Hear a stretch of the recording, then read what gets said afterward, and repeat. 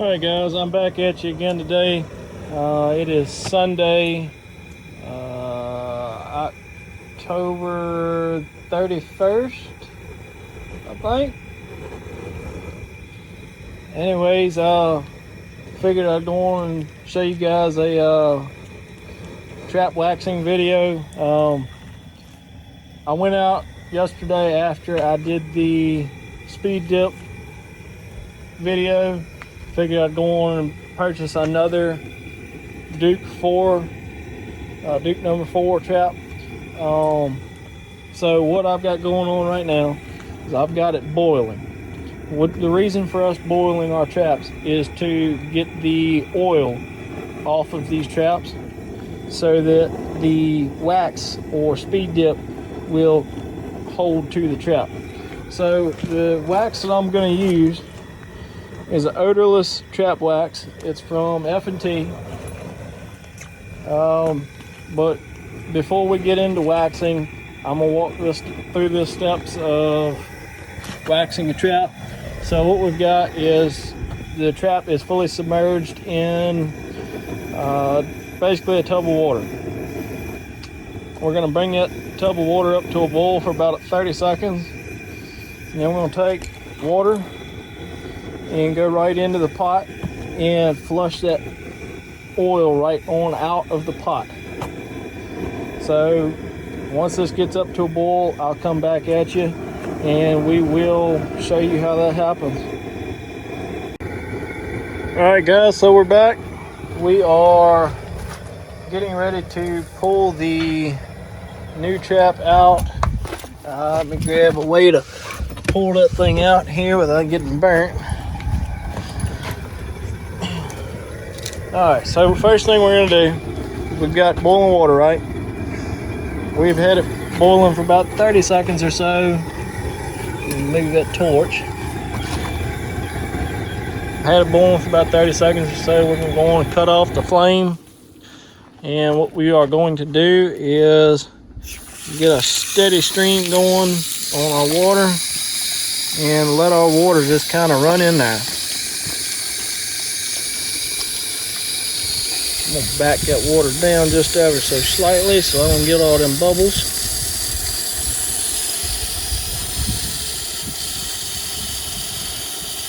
So we'll let that water run in there for about 30 seconds or so and get all that oil off the top.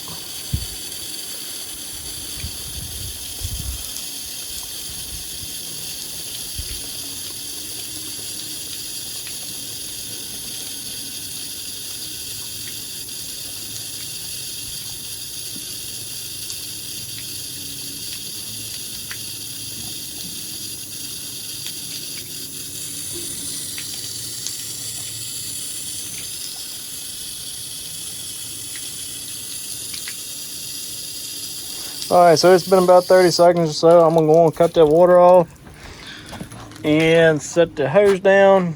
Now what I'm going to do is I'm going to reach in here and grab this chain, pull the whole trap out, set my trap down there. That is a brand new trap next to a, I'd say 2-year-old Bridger number 4 or Bridger number 2, I guess it is. That was one of the first traps I ever got next to the Duke Dog Proofs. So now what we're going to do is, if that handle's not too hot, we're going to go and pour out a little bit of water. Let me go and put just a little bit more water back in since I don't a little too much out.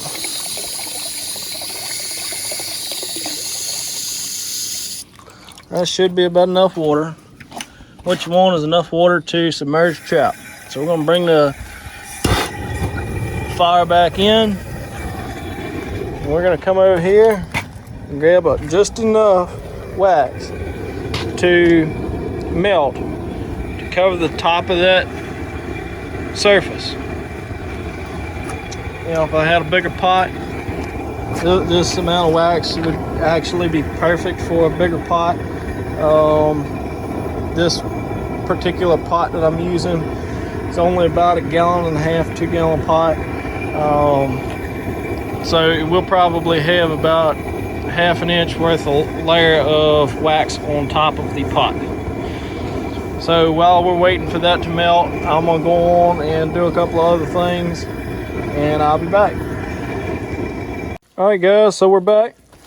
Water's come back up to temperature. I'm gonna drop the amount of gas going in and grab a hold of the chain down here again and slowly bring that trap back up through that wax.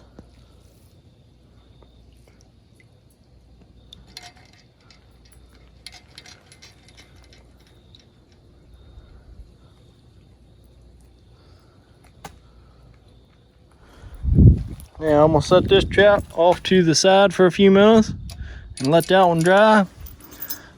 And I'll grab this other one and I'll bring the gas back into the burner again.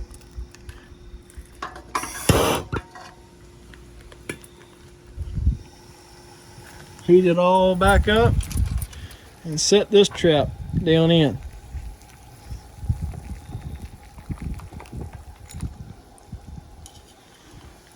Now this particular trap, it has a wolf fang anchor on it.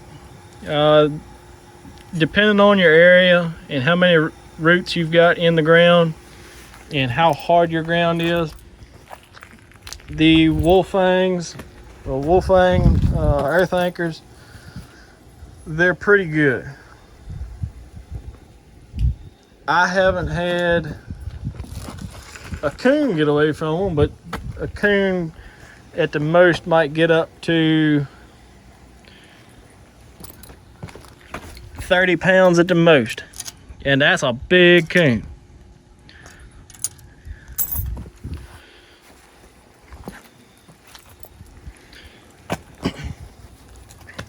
All right, so the water's starting to boil again. I'm going to drop my gas altogether, let that stop bubbling for a second. So the reason we didn't dye this one like we did the other one or other ones yesterday was I lent that dye to a friend who is also going to try that same dip out. Yes, this trap is a little shinier, but that's okay. I don't mind the trap being a little shiny because it's going to be bedded down in wax dirt or put in a hay set. All right, so we're going to come back over here to this one. We're going to pull this whole trap right back up out. I'm going to let it hang here for a second or two.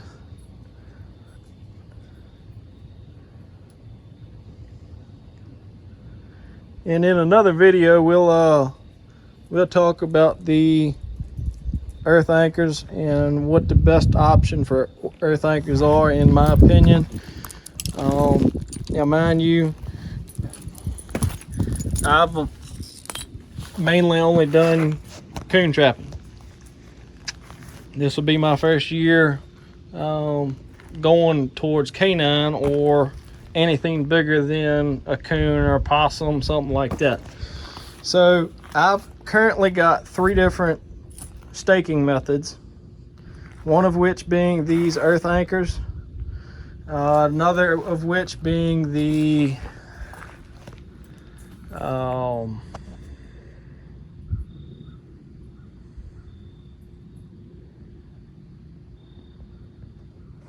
currently I've only got 3 anchoring styles, one of which is this earth anchor here called the Freedom brand earth anchor.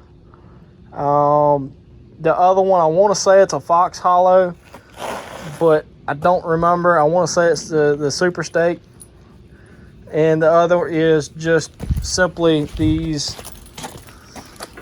rebar stakes. Now, I personally wouldn't use this on a canine or anything bigger than a coon or a possum, simply because if that coyote or whatever starts pumping that chain, then what's going to happen is this piece here is going to start pulling out of the ground. And when it pulls that out, it's going to pull this 16-inch rebar stake out. But we'll get more into depth in that on another video. So that concludes this video. I'll probably throw in another clip once this wax dries or cures, I should say, and show you guys how I'm pulling that wax out of this pot. Past that, traps look pretty good. They're still hot, so they're kind of harder to touch, but you can see on this particular trap, you can see that wax is a real light layer.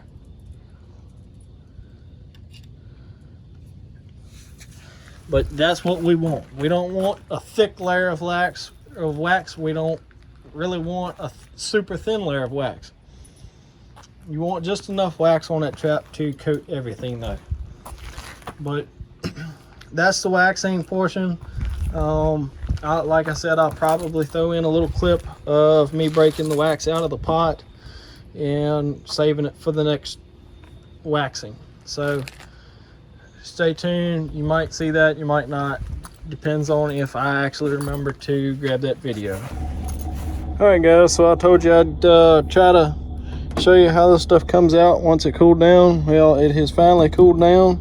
So what we're gonna do is we're gonna take our hand, kind of make a line and push down, and then that will come out in a sheet. All right, now that sheet, you should be able to kind of break it. Should be still pliable enough because it's only been about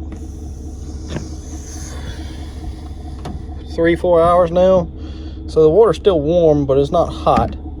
So you should be able to just kind of break it now and shrink it down in size. And what I will do with that, get that hair out of there, is I'll put it inside of this container.